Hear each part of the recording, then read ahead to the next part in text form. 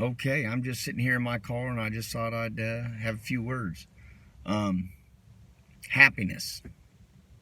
I don't even like to use the word happiness because happiness, well, to me, it's not even really about happiness. It's just, it's about not being gloomy. And that can be anything then. It's just, so, but let's just use the word happiness for right now. So what's the best way to be happy? I'll tell you, stop trying to be happy. Life's a real big paradox, isn't it? Stop trying to be happy. Because as soon as you start trying to be happy, you're putting out the vibrations, for lack of a better word, the energy, you're putting it out that you're not happy. And so the universe has to answer your call and says, oh, they're not happy. They're trying to be happy, but they're not. So it only gives you what you believe. So, again, all these things that I say, it's not rocket science. It's the same thing in different words. It's all about letting go. Let go of whatever thoughts you're having toward a person, how they might have done you wrong. You're never a victim. And as soon as you feel like you're being a victim, don't allow your mind to start going through that thought process. Just stop it. There's a saying, and you don't have to believe in God, but how's it go? Let God and let go. Is it something like that? You can call it what you want. Let whatever it is you want to believe, just let go. Just let go. The reason things will always fall apart if you're trying so hard, because the you, Y-O-U, is trying, and the you doesn't exist the way it thinks it exists. Let it go. Nothing has to go your way. Nothing. Don't even want it to go your way. Because as soon as something's going my way, all of a sudden, through my faulty, egoistic, humanistic system, as soon as I decide this is how I want it to go, I'm saying I know more than God, the universe. I know. But it's only through a faulty system, and it's all about me. We got to let go of the me, and we're all one. So we let go of the me. Let go of the thoughts. What can I do? Boy, how many times does our spouse or somebody we care about say something and it just gets under our skin and we got to retaliate back? Or why did you say that to me like that? Or, and all of a sudden we start thinking these thoughts, and these thoughts will actually create that reality. And you will suddenly be in the reality of, anger with this other person, or just dissatisfied, and then you're going off, and now that you're dissatisfied, you're thinking, God, I'm dissatisfied, and I'm not going to be happy until she smiles at me again, or whatever it is we do to ourselves. We just sabotage ourselves. I was thinking the other day, life is like, isn't it? You ever been on a long trip and just can't wait to get home? Oh my gosh, you just can't wait to get home. It's almost as though this life we're living we're just always on that long trip. And is it ever going to get over with? Am I ever going to be satisfied, just content? As soon as you hear the word, this person's enlightened, this person's got it all together. And the what does that do? In our minds, all of a sudden go, well, I want to be enlightened. I'm not enlightened. So what's the next thing we do? Now we got to get on a path. Well, I want to think like this. Well, I need to do this. And we think we got to do something to get enlightened. Because I'm not there. I must not be there. So there's things I got to do. There's nothing you got to do. See? There's nothing to do. We got to be careful with all those silly little stories that this world has made us believe in. And they sound so good, but they just lead us nowhere. Like this one. Every journey starts with the first step. Oh yes, I got to take that first step and I'll make it. Listen, we use silly things like that. You don't even have to take a step. It's telling you already you got to take a step. You got to do. There's nothing you got to do. That's it. Look at, as soon as I got to do something, or as soon as somebody doesn't say something the way I say it, or things aren't happening the way that for some reason, and I put up a wall and I start judging it, you take all the judgment out. And now, listen, we are a slave to the ego. We are a slave to the self. It's not your fault. It's not my fault. It's nobody's fault. You know, it's DNA from years of programming, and boom, there it is. So you're not who you are anyways, because you're nothing but a bunch of DNA that's been put together through years, and it just made this little image that thinks this way, or thinks it thinks a certain way, and we're just screwed.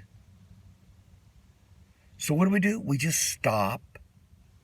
As soon as anything hits us, it gets filtered. Before it even comes to my conscious, it's already being filtered. How can I make it fit and benefit me? And if it doesn't benefit me, push it away, and all this. And I'm convinced, you can call it God, the universe, whatever.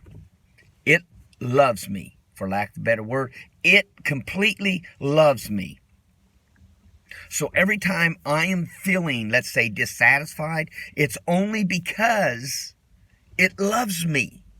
And there's something that I'm doing, if you will, that I'm trying to satisfy the I on my own. You ever watch soap operas? That's all they do, isn't it? They're always manipulating the world around them so it'll fit them. And it's always just a disaster. And yet look, don't let your life be a soap opera. Nothing has to go the way you told it.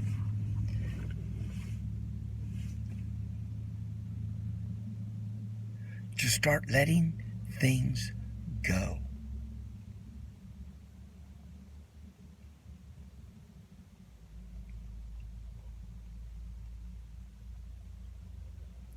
Oh, there was something I really wanted to say. It floated away, I guess. It's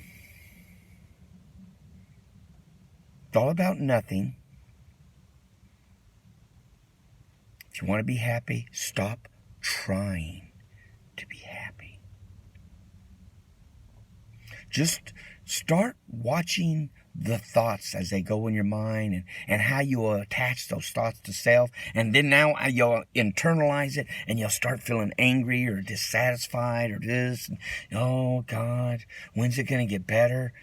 And you're doing it all to yourself. This is where this I is sabotaging its own self.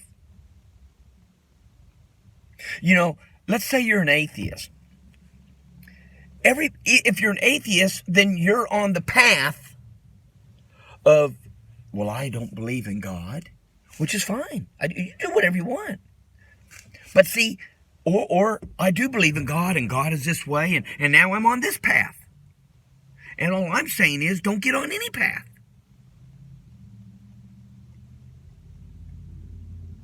You know, and for lack of better words, that, is what I would call Christ, um,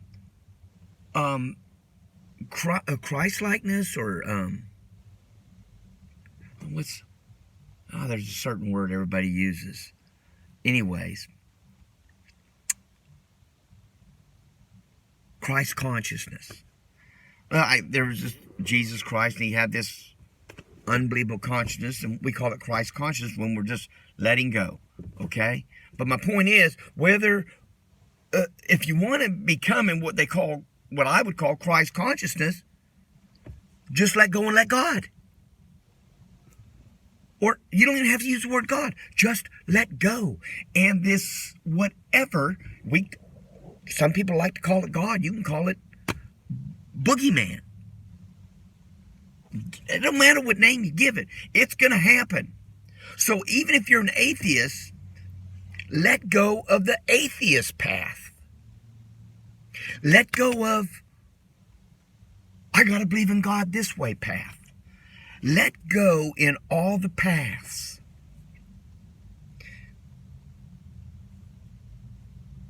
Let go of everything. Don't hold on to anything. We're always letting go. Because as soon as I hold on, it's like, I think I gotta hold on to this so I can be happy. And happiness, if you will, or just joy or bliss or whatever, is gonna find us when we get out of the way. So don't make it a long trip like you would in a car and you can't wait to get home, because you'll always be on that long trip.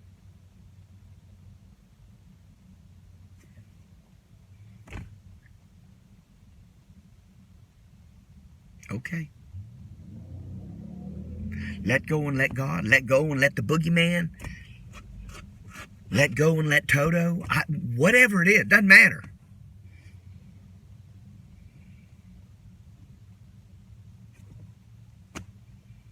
And magical things just seem to happen.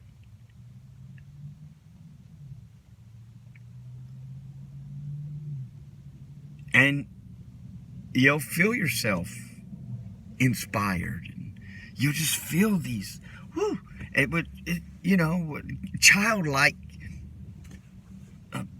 consciousness, if you will. Just childlike behavior. So, as soon as you find yourself thinking about this and mulling over this and worried about this, and what am I going to do about that? Just only allow just good thoughts. And then you don't have to think of good thoughts, just don't think of bad thoughts. Don't think of ugliness. And when you see people and if you find yourself, why are they acting that way? And I'm jumping off course here, but never, if you see somebody and they look like they're having a bad day, don't say, what's wrong? Because realize everything is your perception. And it doesn't take any words to change what we're seeing out there. All it takes is not judging what's out there. As soon as you see somebody that's down, right, you're using language of this world, and you're saying, oh, that person's down. I wonder why they're upset. Don't even use those words about that person. Because they say the whole world out there is only a reflection of something going on in me, and it's being portrayed out here. So it's really something going on in me. Now I'm experiencing that feeling, and now, instead of judging it like it's out there and they shouldn't act that way or whatever, I just embrace it. I don't fight it. I don't make a story over it. I just care for whatever it is I'm seeing. I care for it. But I don't put no thought.